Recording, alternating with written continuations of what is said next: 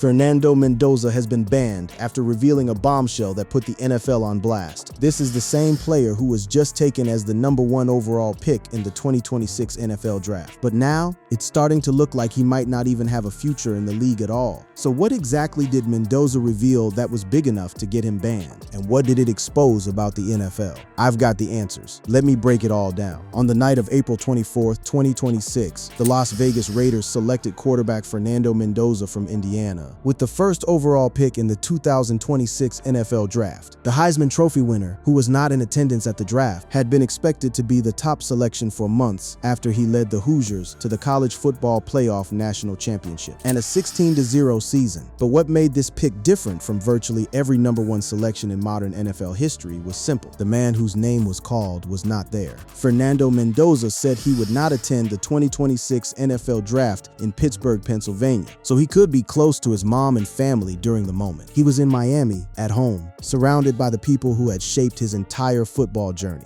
The NFL does not like it when its biggest attraction skips the show. The draft is a TV event, cameras on the green room, the handshake with the commissioner, the walk across the stage in a brand new team hat. There's no doubt about the anticipation and fanfare for the projected #1 pick, but it seems like there's one group that wasn't thrilled about Mendoza's decision surrounding the draft, the NFL. It seems as though league leadership did everything they could to convince Mendoza to go to Pittsburgh, but the quarterback stood firm in his decision to share this moment with those he loves most. And it was not as though Mendoza did not understand what the draft meant. He understood it perfectly. He simply valued something else more. I wanted to stay and make the memory with everybody who poured into my football journey. Mentors, coaches, family, friends. We want to share that memory with all of them. It's going to be the best memory that I could hope for, rather than limit it to 10 or 12 people in Pittsburgh. For a 22-year-old about to become the face of an NFL franchise, this was a decision that carried weight. The league noticed, the media noticed, the fans noticed, and the conversation around Mendoza was not just about his arm or his completion percentage anymore. It was about who he was, what he prioritized, and whether the NFL could bend him to its will. Spoiler, it could not. As expected, Mendoza was taken first overall by the Raiders, after winning the Heisman Trophy and leading Indiana to a national championship last season. Mendoza will now step in as Las Vegas's quarterback of the future. He joins Joe Burrow and Cam Newton as the only players in the common draft era to win the Heisman Trophy and a national championship and be selected first overall in the NFL Draft in the ensuing offseason. When general manager John Spytek turned in that draft card, "Just a great person," Spytek said, "raised the right way.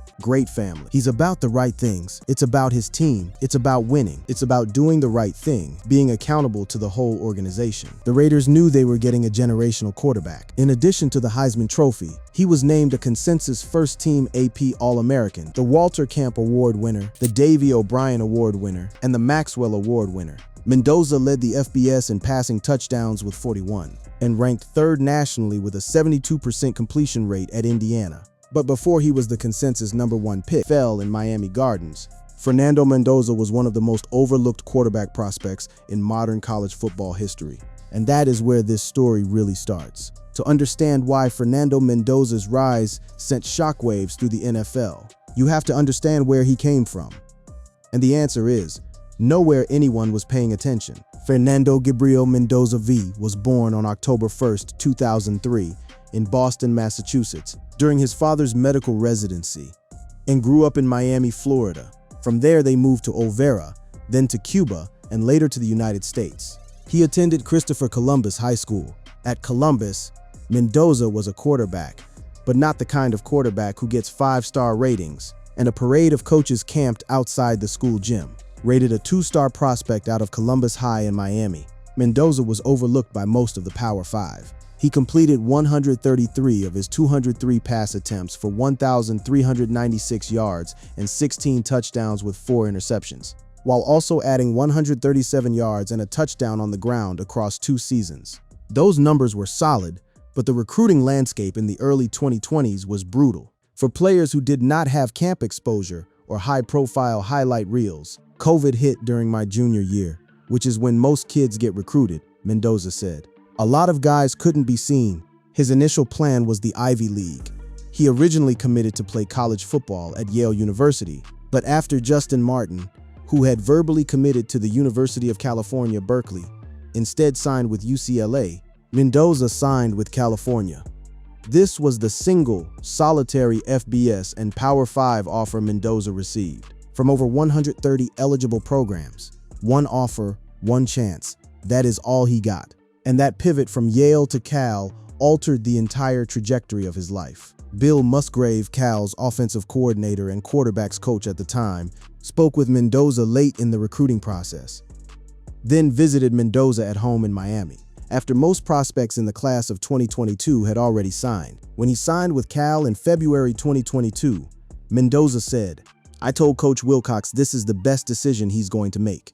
At Berkeley, Mendoza did not just play football, he excelled academically. He graduated with a bachelor's degree in business administration from Berkeley's Haas School of Business in 2025. But the football side was a grind. Mendoza spent 3 years at Cal with 3 different offensive coordinators. That revolving door of coaching made it nearly impossible for any quarterback to develop a consistent rhythm. He began his second season at Cal as the Bears' third-string quarterback, behind Sam Jackson V and Ben Finley, who traded starting assignments through the first 5 games of the 2023 season, before Mendoza got his first college start in the 6th game of that season against Oregon State. In 8 starts as a redshirt freshman, he completed 63% of his passes for 1,708 yards and 14 touchdowns, leading the Golden Bears to a 6-7 record and an Independence Bowl appearance. His sophomore year brought more of the same turbulence. The 6'5", 225-pound quarterback put together a stellar 2024 season for the Bears, throwing for 3,004 yards, 16 touchdowns, and just 6 interceptions, despite a porous offensive line that allowed the 5th most sacks per game in college football. And then came the loss that broke everything open.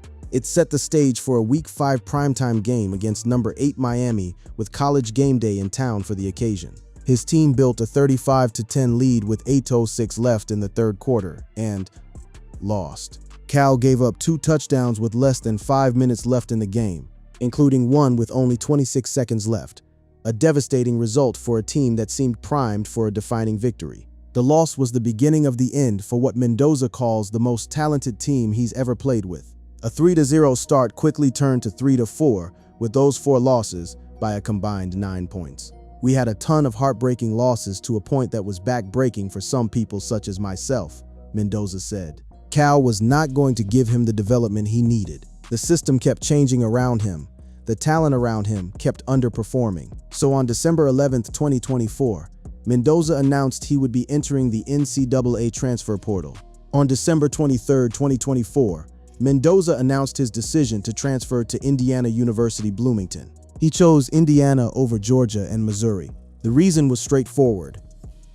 Mendoza said he viewed Indiana as the best place for growth, choosing the program over blue bloods because Cignetti promised to turn him into the best Fernando Mendoza possible. There was another factor too, one that added an emotional layer to his decision that most people did not expect. His younger brother, Alberto Mendoza, was a freshman backup quarterback for the Hoosiers, a connection that proved to be a key factor as Fernando Mendoza decided whether to transfer ahead of his junior season. The transfer to Indiana would produce what no one could have predicted: a perfect season, a national championship, a Heisman Trophy, and a path straight to the #1 pick without ever attending the ceremony. When it became clear that Fernando Mendoza would not be walking across the stage in Pittsburgh, the NFL did not simply accept it.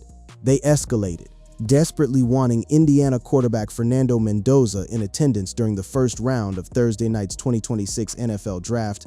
League officials sought Peyton Manning's help to make it happen. That is not a typo. The NFL called in a Hall of Fame quarterback, arguably the most revered signal caller in league history, to personally lobby a 22-year-old to change his travel plans. The NFL reached out to me. I reached out to Mendoza to maybe encourage him to go to the draft. Hall of Fame quarterback Peyton Manning said on Wednesday, "I know he's staying home with his family, which will be fine, but it is special to be there. I remember getting drafted. I flew to Indianapolis for a little press conference, and then the Colts flew me to Knoxville, and I had a draft party. That was my message to Fernando: is you can do both." Manning's efforts were unsuccessful. Mendoza had his reasons, and those reasons were immovable. Mendoza's mother has multiple sclerosis and is wheelchair-bound, which is part of the reason he chose to stay home in Miami for his big moment. "We did a lot of travel this year. My mother wanted to stay home. We always joke that it's her party. Not really mine, he said. The degenerative nerve disease confined Elsa Mendoza to a wheelchair. That didn't stop her from attending her son's games over the past year as Indiana marched to a national championship. But Fernando said traveling to Pittsburgh for the NFL draft would be too much for her to make. His mother had been his anchor throughout the entire journey. Mendoza previously called mom Elsa Mendoza, who lives with multiple sclerosis, the light of my family, when he appeared on Today in January. She wrote a letter published on the Players Tribune reflecting on her own battle, specifically her battle with multiple sclerosis.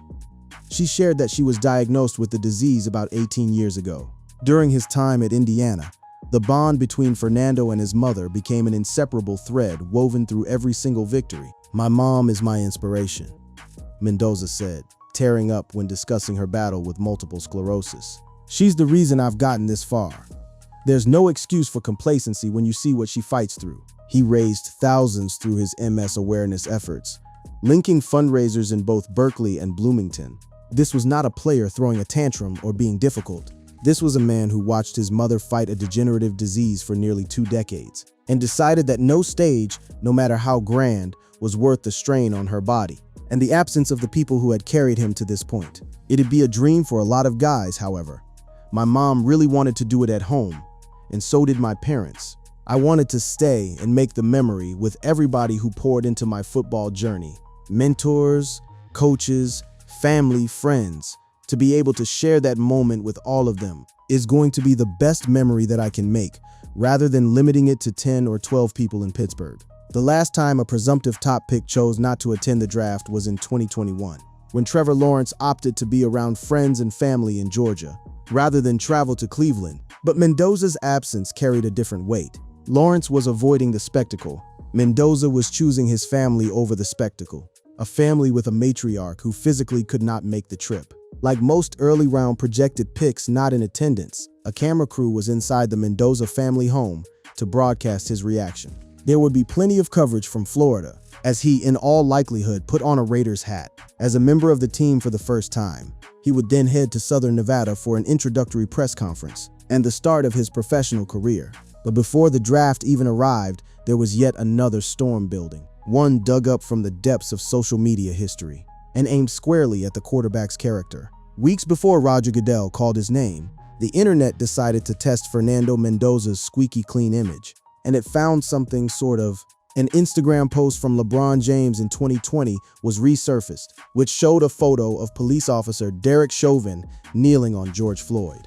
Chauvin killed Floyd while he was being arrested in Minneapolis, Minnesota in May 2020, and he was arrested and convicted of unintentional second-degree murder, third-degree murder, and second-degree manslaughter. Alongside that was a photo of former NFL quarterback Colin Kaepernick also kneeling, with the caption, "This is why." Mendoza, who would have then been in high school, allegedly left a comment on James's post that read, "You need to explain the context of the first photo of the cop on the man, because you never know what he did wrong." The comment went nuclear. The comment was shared by Pop Crave, which has 2.9 million followers. Mendoza's comment had been viewed 8.5 million times as of Thursday morning. Just like that, the projected #1 pick was trending, and not for football.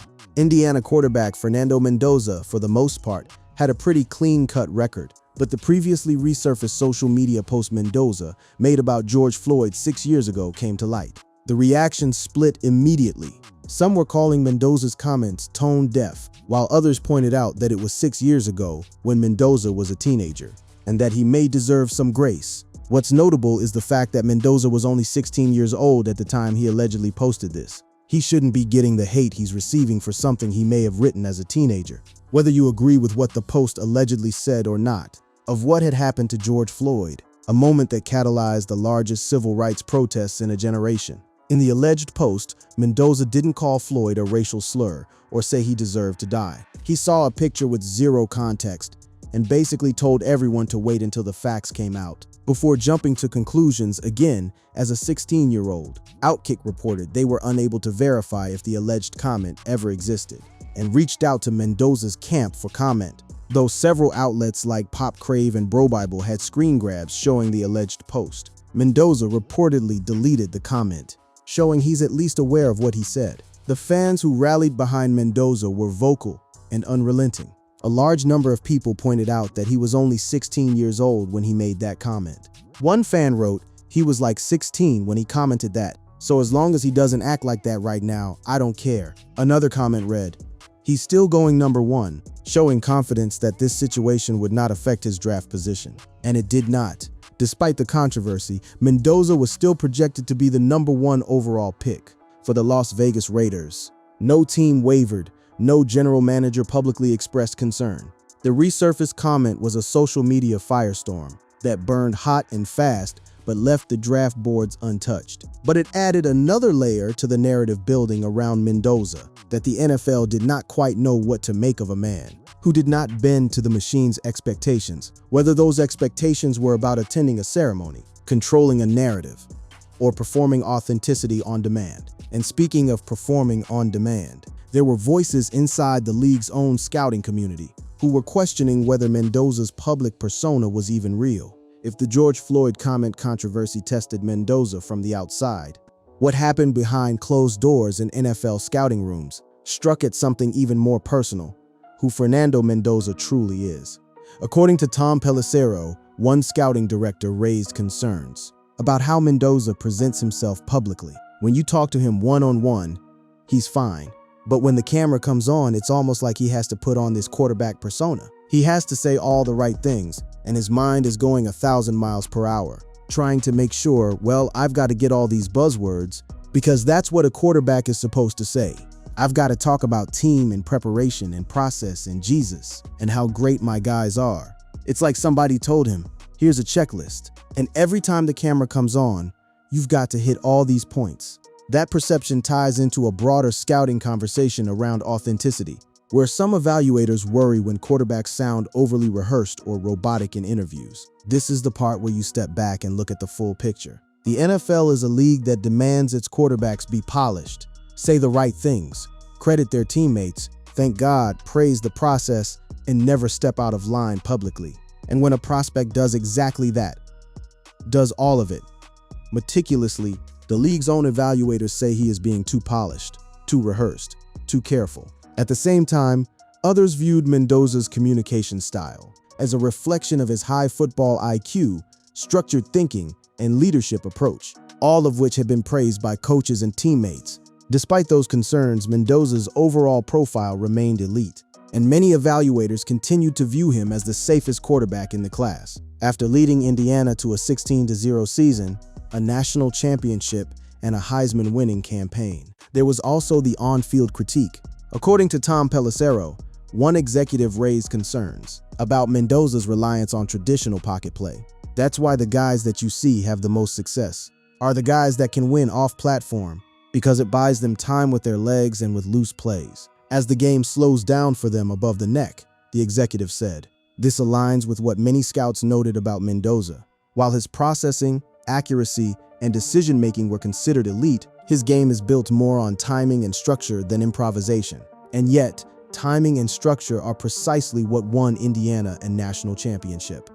The Indiana Hoosiers star posted a remarkable 2025 season, taking his team to a perfect 16-0 record in the national championship. Mendoza went 273 of 379 for 3,535 yards and 41 touchdowns with just 6 interceptions. The scouting critiques, the George Floyd controversy, the refusal to attend the draft, none of it mattered in the end. The Raiders did not hesitate. The more I've dug into Fernando Mendoza with coaches and scouts, the more the fit with the Raiders really makes sense. Albert Breer wrote, "You have the work ethic and maniacal drive and all that stuff, which will appeal to minority owner Tom Brady." Raiders minority owner Tom Brady and general manager John Spytek have said numerous times that they believe in not playing a young quarterback right away, making it no sure thing that Mendoza would start week 1. The Raiders signed Kirk Cousins a couple of weeks ago, providing them with a veteran quarterback who can start, while Mendoza develops. Cousins himself praised the incoming rookie. "I do think Fernando is going to be a great addition to our team. I think he's going to have a great future in our league." So here's the truth about Fernando Mendoza, exposing the NFL. He did not leak documents. He did not blow the whistle on corruption. What he did was far more subtle and far more uncomfortable for a league built on compliance. He made his own decisions and refused to be moved by the pressure to conform. He told the NFL he was staying home for his mother, and the league sent Peyton Manning after him. He had a 6-year-old teenage comment weaponized against him on the internet, and he said nothing. Anonymous scouts questioned whether his personality was authentic, and he kept being himself. The NFL questioned whether a pocket passer could survive the modern game, and he won every game he played in his final college season. Fernando Mendoza did not get banned for life. He is not banned from anything. He is the #1 overall pick. He is a Raider. But what he did, choosing family over spectacle, staying composed while the internet and scouting reports tried to tear at his character, and playing the game on his own terms, that exposed something the NFL does not want anyone to see. The league is built to control the narrative, and when someone refuses to be controlled, the system does not know what to do. The Cuban American is a fearless leader, with the intangibles to excel in the NFL. The high-character quarterback brings an ultra-competitive nature, leadership, and poise to the Raiders. Growing up, Mendoza idolized Tom Brady, helping spawn the young quarterback's steely mentality, crazed preparation, and work ethic. Now the 22-year-old will play for the Raiders' minority owner. Regardless of whether Mendoza starts week 1 or not, he's the future of a revamped Raiders organization. A breath of fresh air and a leader are needed to turn around one of the most historic NFL clubs, which has been a doormat for far too long.